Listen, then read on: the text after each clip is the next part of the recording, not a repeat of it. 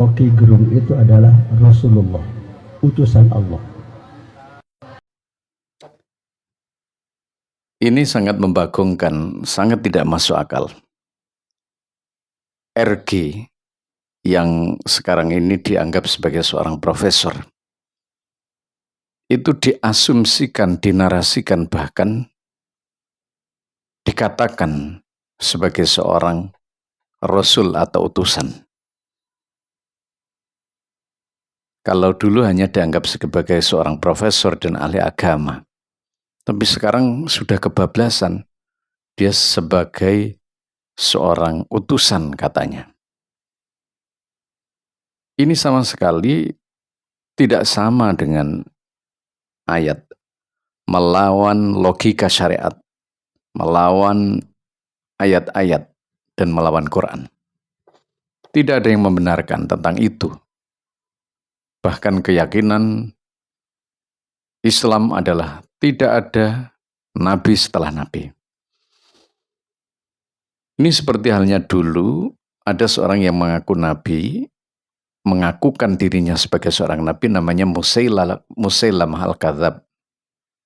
Dia membuat ayat-ayat, dan ayat-ayat itu juga mungkin menggelikan. Al-fil mal-fil wa ma adraka mal-fil, al-filu sijnun kabir.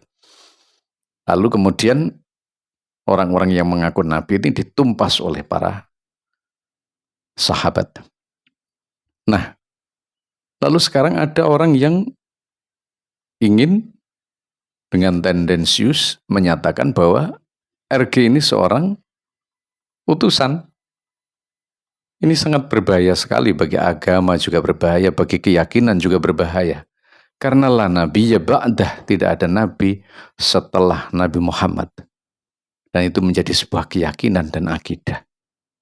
Kalau ini ditabrak, berbahaya.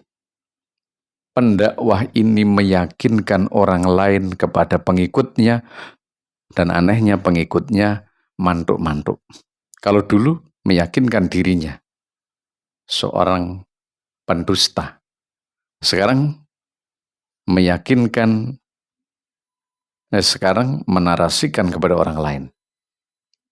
Ini namanya pendusta agama. Jadi pendusta, kenapa pendusta? Karena tidak sama dengan agama.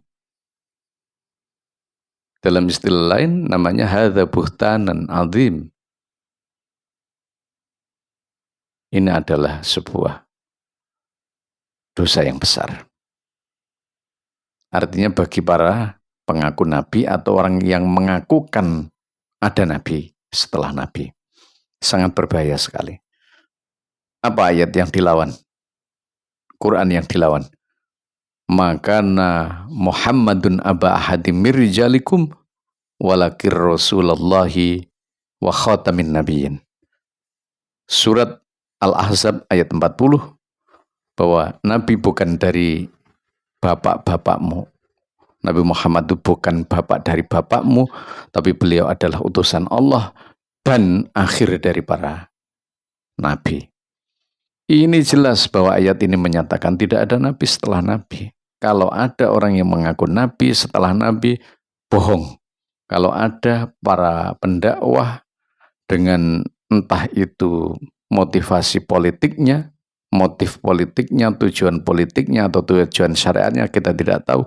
Berarti juga seorang pembohong kalau mengatakan bahwa setelah nabi ada nabi dan melawan logika syariat atau ayat-ayat Allah. Anda yang cerdas, Anda tidak akan mengikuti.